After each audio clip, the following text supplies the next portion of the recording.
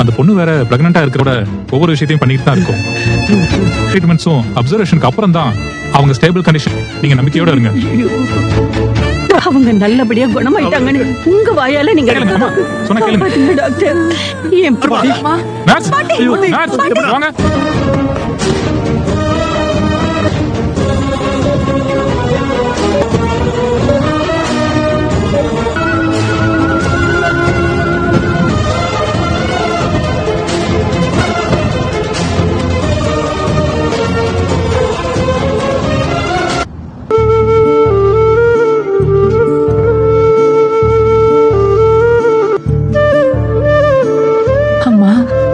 விஜய்க்கு ட்ரீட்மெண்ட் போயிட்டு இருக்கு.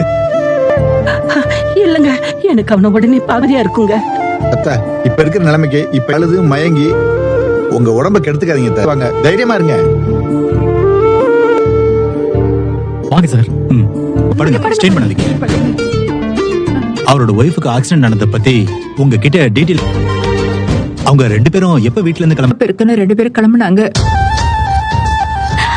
ஆனா மாமா அம்மாக்கு போன் பண்ணி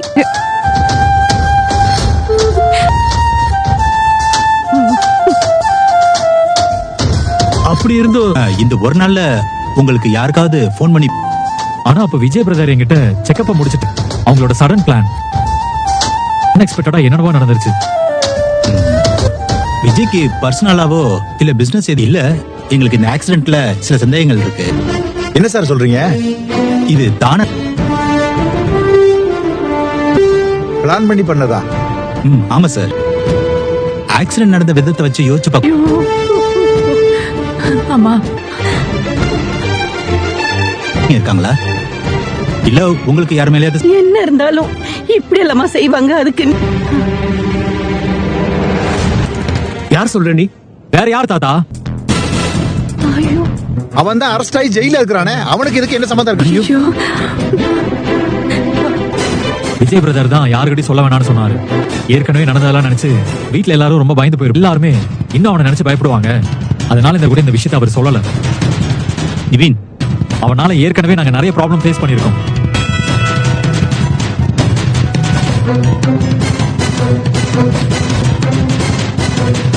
காவேரி ஃபேமிலியாலையும் அவன் இப்படி எல்லாம் பண்ணிருக்கான். அவன் மேல உங்களுக்கு டவுட், ஒரு ரிட்டர்ன் கம்ப்ளைண்ட் எழுதி கொடுத்துட்டு போங்க. கண்டிப்பா சார். பாத்து என்னைக்கு அந்த குடும்பத்துல கல்யாணம் பண்ணானோ அன்னைக்கு சொல்லிக்கிட்டே இருந்தேன், இந்த குடும்பத்தினால நம்ம விஜய் நான் உங்ககிட்ட. இப்ப பாத்தீங்க பிரச்சனையை இவன் தூக்கி சுமக்கணும்னு. கல்யாணத்துக்கு அப்புறம் அவனுக்கு எவ்வளவு பிரச்சனை வந்ததுன்னு இந்த குடும்பத்தால அவன் ஜெயில் வரைக்கும் போயிட்டு மூச்சு பேச்சு இல்லாம இருக்கானேங்க. இதுக்கு அவன் கல்யாணமே பண்ணாம இருந்திருந்தா கூட மாமா எந்த நிலைமையில இருக்காரோ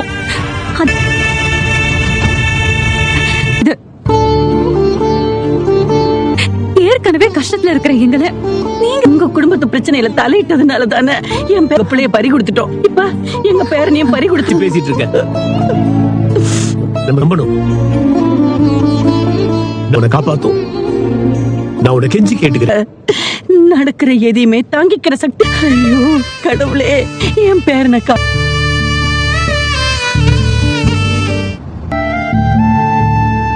எங்களை ஒய்ஃப் 2 பேரோட கண்டிஷனும் இன்னும் சீரியஸா தான் இருக்கு. என்னங்க டாக்டர் இப்படி குண்டை தூக்கி போடுறீங்களே? அவங்கள நார்மலும் இல்லாம நாங்க கொடுத்துட்டு இருக்கோம் சார். இப்போ பிரச்சனை சேஃப் கிடையாது. குழந்தையோட உயிருக்கு பெரிய ஆபத்தாயிடும் சார். ஐயோ கடவுளே. அதனால இப்பயே அவங்கள வர சொன்னேன். இல்ல எங்கிட்ட கேக்குறதுக்கு. ஆமா டாக்டர், அக்காவும் மாமாவும் எங்களுக்கு இப்போதைக்கு எங்களுக்கு கண்களுக்கு நல்லபடியா காப்பாத்தி கொடுக்கணும். கவலைப்படாதீங்க சார். சரி ஓகே சார்.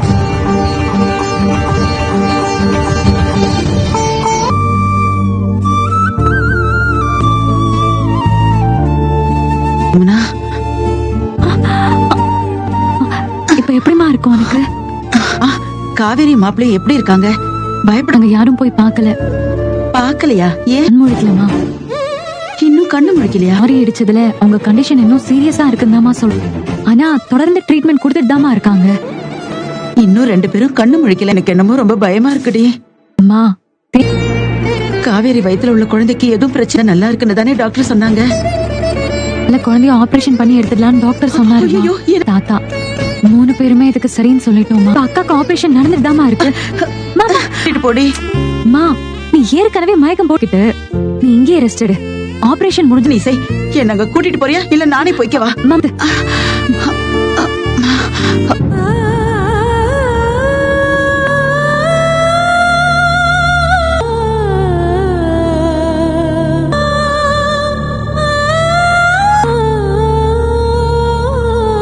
அத்தை அம்மாவை எதுக்கு இங்க கூட்டிட்டு வந்திருக்க? நான் தாம்மா அவளை இங்க கூட்டிட்டு வர சொன்னேன். கடியில அத்தை உட்காரு.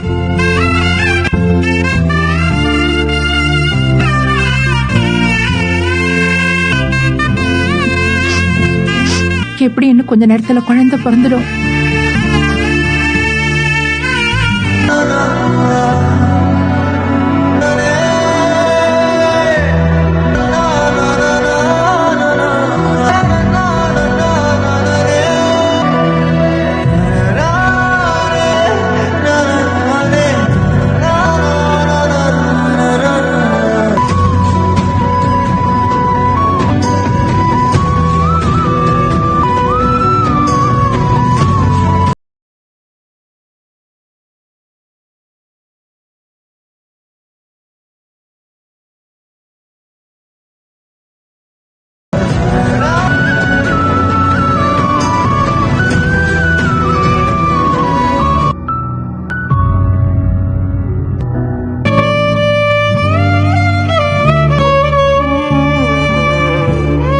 இவ்ளோ கஷ்டத்துக்கு மத்தியில இருக்கணும்.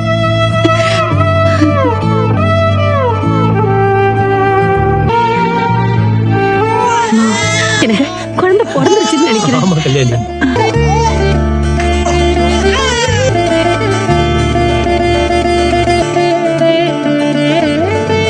பிறந்திருக்கு. கங்க்ராச்சுலேஷன்ஸ்.